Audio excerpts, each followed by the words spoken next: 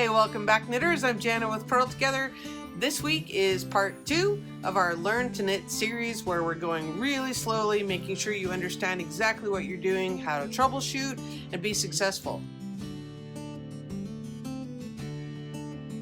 Feel free to join the Purl Together Facebook and or the Ravelry groups because there's a bunch of experienced knitters over there, as well as I'm in there as well, and we'll be happy to answer any questions that you might have. And that's also where you can share your photos and your works in progress and your finished work.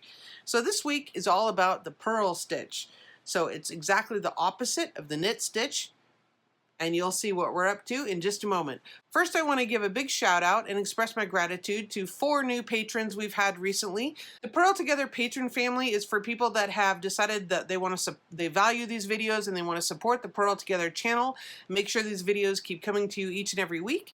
So by doing that, these people have made a small monthly pledge in trade for some rewards I offer. So a big thank you to Carol, Gary, Judy, and Debbie. Thanks so much for deciding to support the channel. I really appreciate your help. If you're interested in becoming a patron, head over to patreon.com/Purl Together and you can see what I'm offering for your pledge. All right, let's get started on this week's technique. All right, let's get started with the longtail cast on. Now, the longtail cast on is actually my preferred. The knitted cast on I think is easier to learn when you're beginning, but the longtail cast on is probably what I use 99% of the time. So, and simply what that means is that you're going to have this long tail that you're going to use to begin casting on and knitting. So how long the tail needs to be depends on how many stitches that you're going to cast on. Now, one easy method is to just leave yourself a couple of inches here and then start wrapping your yarn around to kind of approximately measure how much you're going to need. So that would be 1, 2, 3, 4, 5, 6, 7, 8, 9, 10.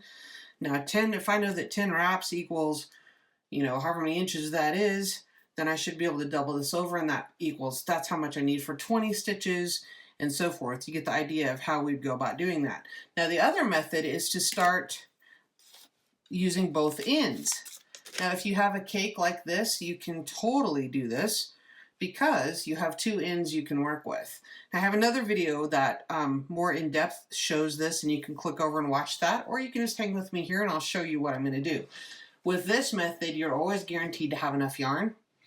And it's a little bit awkward, but it totally works. So we're going to do a slip knot just like we did before, where I take it over my finger, turn this over, bring the loop around in and underneath and through.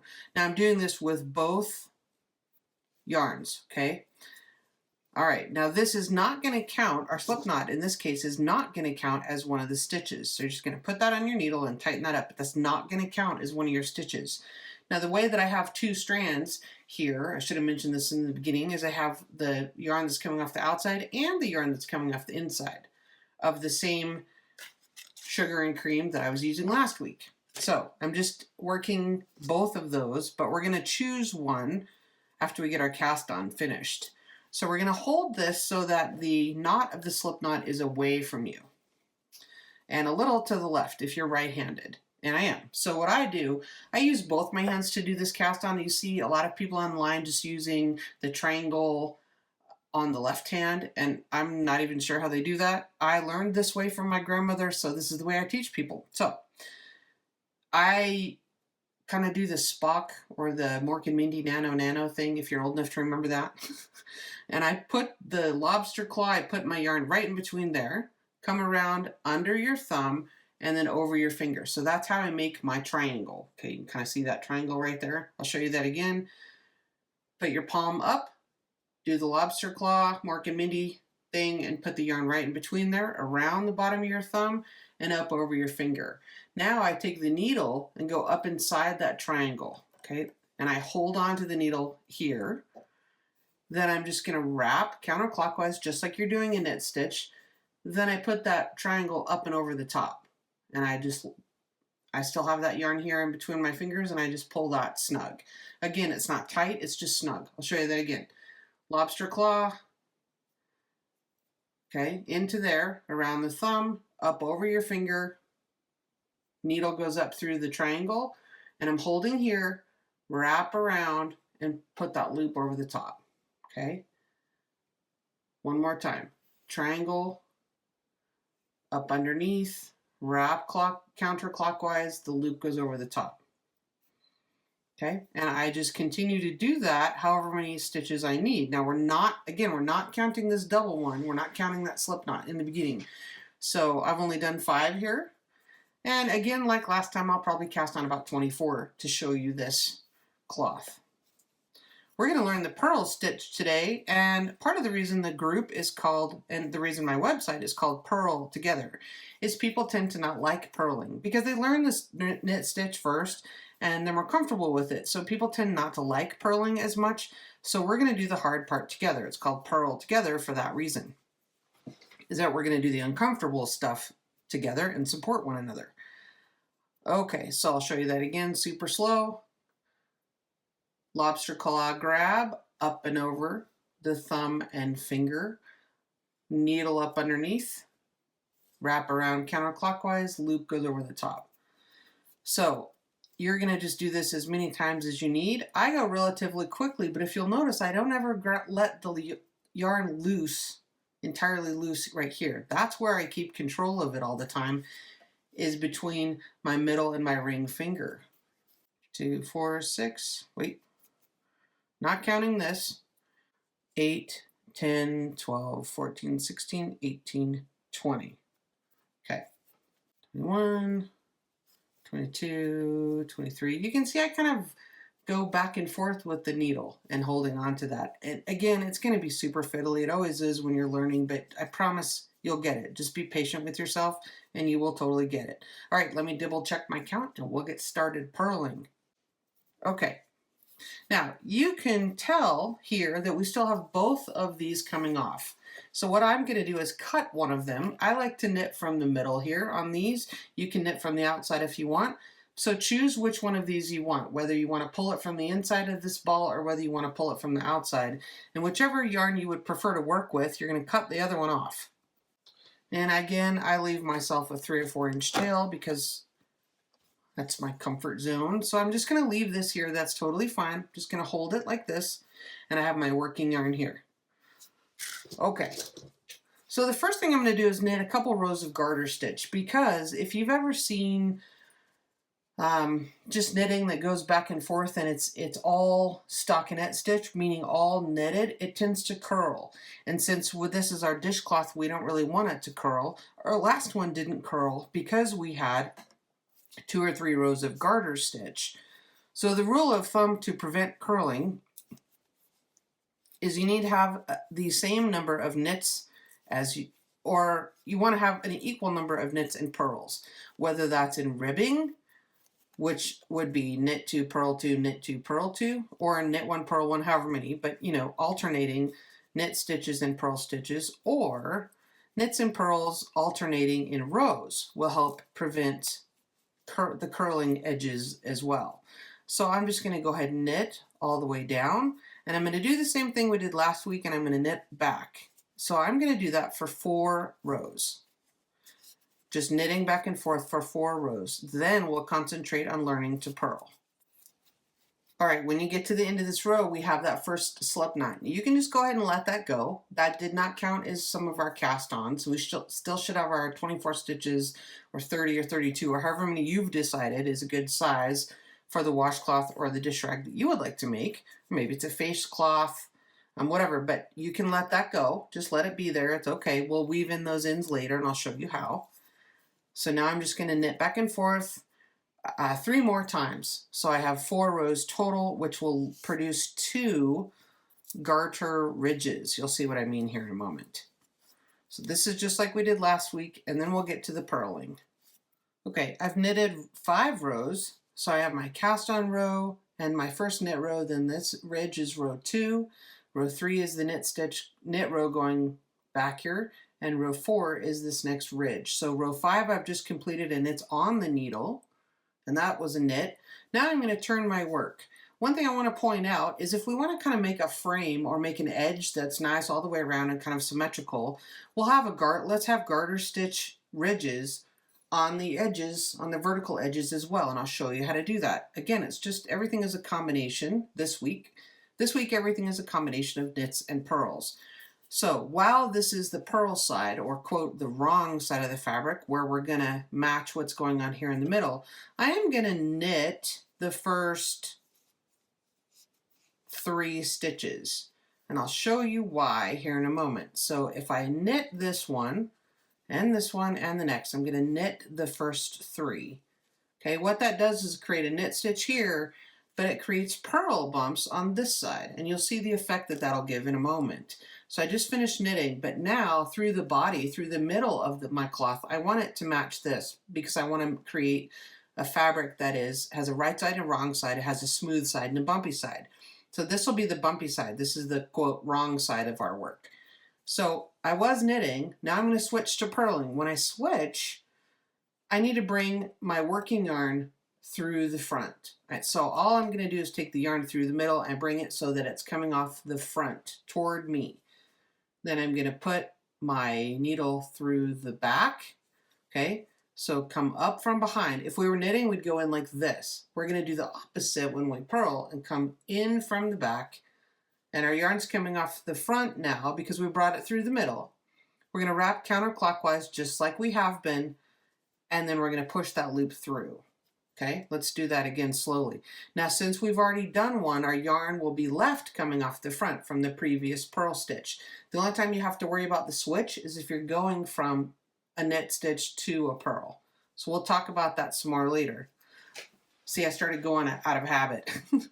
But slowing down for you again, we're going to come in from the back, right? Between there, we're going to come in from the back, wrap the yarn counterclockwise just like we do before. We always wrap counterclockwise unless specifically a pattern tells you to do differently. Wrap counterclockwise and push that loop through. I use my thumb just for some leverage. Okay, in from the back, counterclockwise around, and push that through. So the same rhyme applies. Under the fence, catch the sheep, back we go, and off we leap. Stab it, strangle it, push the guts out this time, off the cliff. Stab it, strangle it, push the guts out, throw it off a cliff. Under, around, through, and off. Under, around, through, and off. Now, when we purl, it feels awkward. But what I want you to realize is it's exactly the same as knitting, because pretend you're just looking at it from the other direction. It's exactly the same. All right, so we're going to purl through the rest of this row until we get to 3 stitches before the end, because we want to do the same thing on the other end, where we're creating a little frame around our cloth. So we had bumps down here. We had a lack of bumps there. We did 3 knit stitches there, and then we started purling. You can tell. See how does not look a little bit different there? Where the bumps are right at the base of the stitch here. Those are purl stitches, and these are knit stitches. So I want you to learn to read your knitting. Now we've been purling all this time, so the yarn is coming off the front because of all the stitches we've done in the middle of our cloth. So just like before, we want to now take our yarn through the middle and have it coming off the back, because that's where the yarn needs to be positioned in order for us to do our knit stitch. So remember how we do our knit stitch: in the front, around, back toward you, and off. Okay, so we're finishing up with the 3 knit stitches. Now turn your work, and in order to create a similar edge here, we're going to knit on the knit side. We're knitting every time we begin a row. We're knitting because we're creating a garter stitch edge, and remember, garter stitch means knitting every time. But this side is our right side of our work. So we want to just knit straight across. So this is the easy one here, where we just knit straight across. This is the simple row where you don't have to do anything except knit. There's no switching. You don't have to switch back and forth or worry about it at all. All right, that's the end of that. Now you can kind of see where our little frame or edges are beginning to emerge, and you can see this will be the center of our pattern, and we're just going to have these 3 stitches on either end as a deck and garter stitch edging. So we're going to do the same thing here. Remember, with garter stitch on the edge, we knit every time. So we're just going to knit those 3 stitches again, and then we're going to switch to purling. So when we purl, the yarn needs to be coming from the front, not the back. So we bring that through the middle and to the front. And then remember, our purl stitch comes in from behind, wrap counterclockwise, back through, and off. In from behind, catch the sheep, back through the fence, and off we leap. Okay, so what we're doing is exactly the reverse of the knit stitch. A lot of people don't care for purling because they think it's harder. It's not harder, it's the same mechanics, it's just backwards. Okay, so don't psych yourself out. It's really not any harder. Now we've gotten to 3 stitches till the end, so we're going to take our yarn back through so the yarn's coming off the back, and we're ready to knit again. Because remember, we knit the first 3 and the last 3. And then you can tell I just kind of like, you know, press things and smooth things out. So you can see, turn our work, and you can see how that's starting to shape up. All right, I'll do a few more rows and I'll show you what it's going to look like. But also you can realize the possibilities here. There are endless possibilities for texture and patterns just using knits and purls. Things are looking pretty good. You can see my edges here, and I have my border down here, and it's looking pretty good. So I'm about ready to finish up. Now, a couple things I want to point out. If your center stitches don't look quite as even as mine, or maybe they look better than mine, that's great. You know what? It's a washcloth. It's okay. When you're learning, you're probably going to have some stitches bigger than other stitches. That's just a matter of learning your tension and how the yarn flows through whichever hand you're tensioning. And that's just practice. That's all that is. So the point is, don't be hard on yourself. It's okay to not be perfect. It's a dishcloth or a face cloth or whatever. You're just learning, and this is like the second thing you've knitted. So be kind to yourself. All right? Things are a little wonky, it's okay. So a couple of things I want to show you here is some troubleshooting. Like we talked about in the last video, unknitting or going back 1 stitch at a time is called tinking. So if we noticed a mistake back here, we would do the same thing where you go into the loop underneath and just slide that right off. So if I'm looking, I'm going to go into the space right here underneath and slide that right off. Okay, so let me show you how that looks with stockinette stitch. It looks the same. It's actually a little easier to see when you don't have that purl bump in the way. You're going to go right in underneath that loop, catch that loop, and let that top one come right off. So you can stretch this out a little bit, poke your needle into that loop below, in the row below, and let that go right off. Okay, now we're going to go to the other side where we need to knit the first 3. Remember, we're going to knit the first 3, bring our yarn to the front, and purl across. But let's say we forgot to bring our yarn to the front. Let's say we forgot to do that, and we start purling. Well, right away you notice, okay, you should notice on purling I need to have my yarn in the front, but let's say you forgot anyway, and you carry on purling, and you have a little bit of a thing that you notice here now. Okay, what do you see that looks kind of wrong? See, you have this part that's drug over the needle because you didn't bring your yarn to the front first. So how would we fix that without going back? Well, one thing you could do is you could just slide your stitches point to point, slide your stitches over. The other thing that I'm actually doing is kind of going into the back of the stitch because we don't want to twist that stitch. And now we've come to where we should have brought the yarn to the front. So then we're just going to sneak that underneath like that. And there we go. We've just had that strand over the top, and it didn't need to be over the top. Okay. And then we're just going to go in as if to purl and move everything back. All right. So if you can get used to noticing how the stitches should be on your needle and you'll notice any abnormalities, it's pretty straightforward and logical to fix. All right, let me show you a couple of other troubleshooting things that can happen. All right, what can happen if you get to this end and you forget to take your yarn to the back before you purl?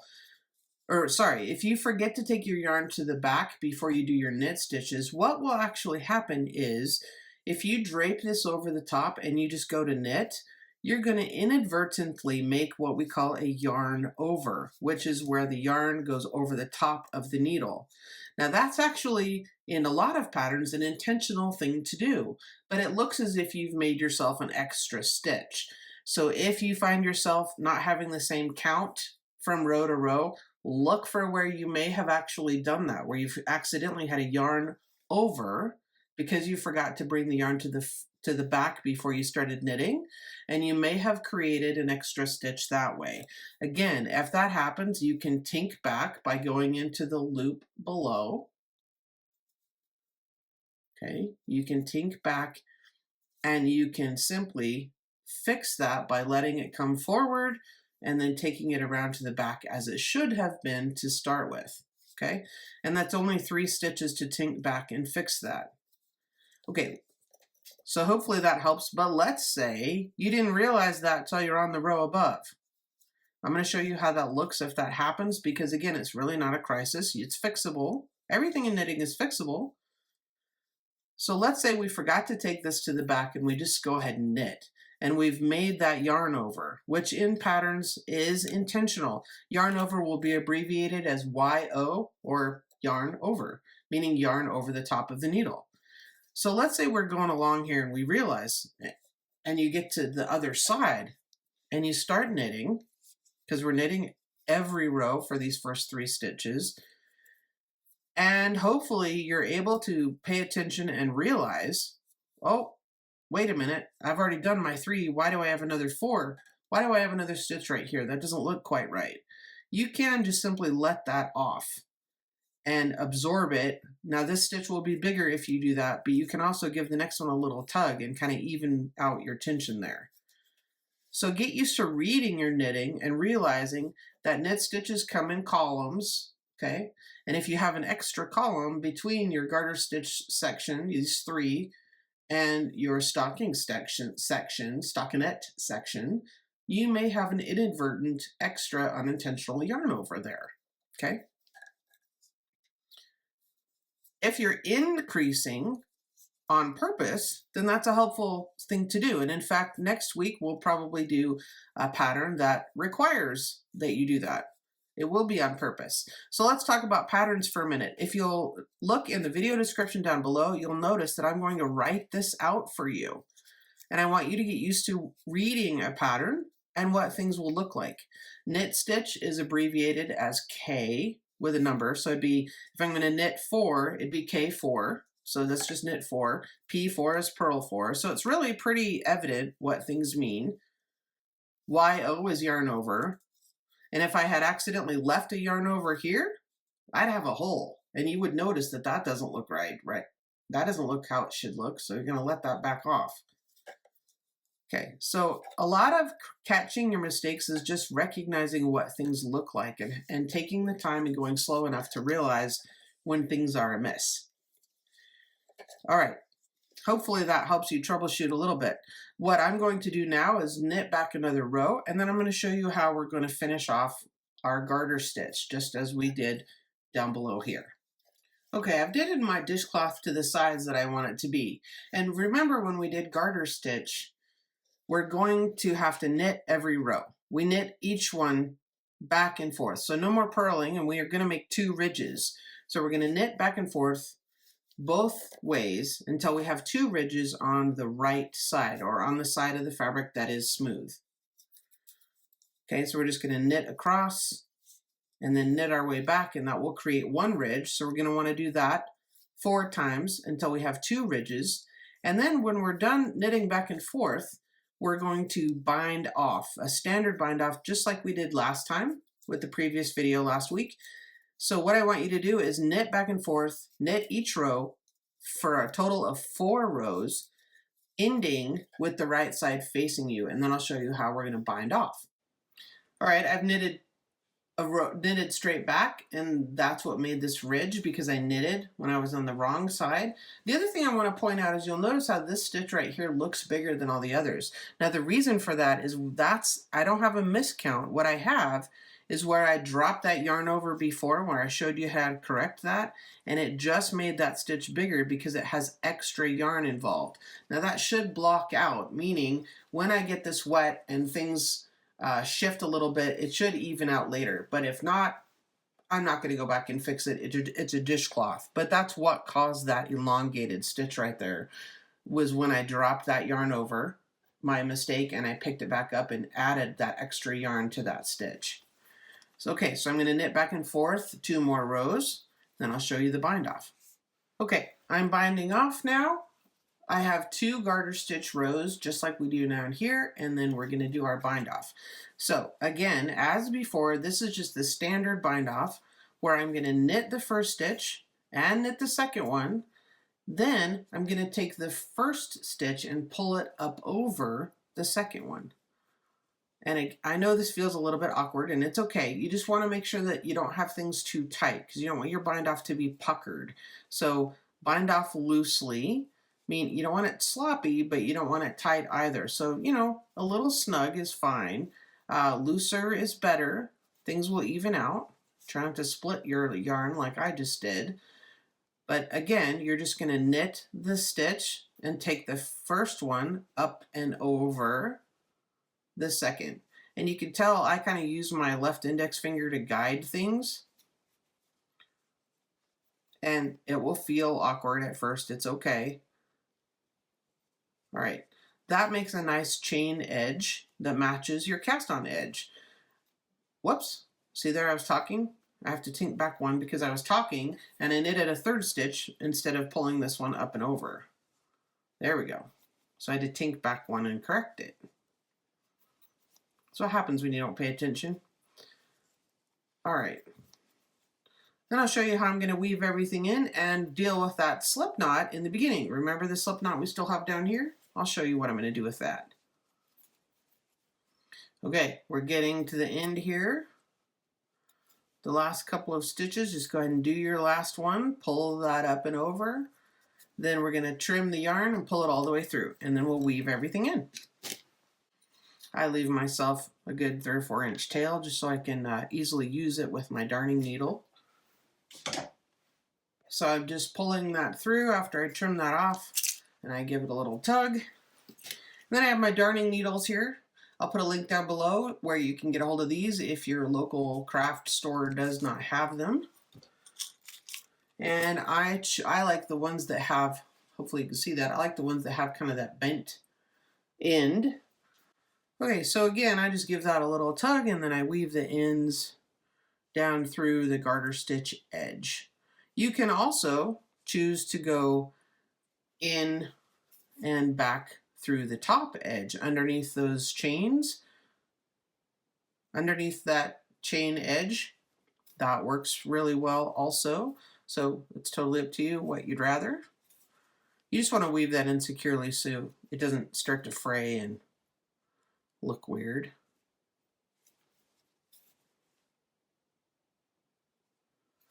Okay, you get the idea?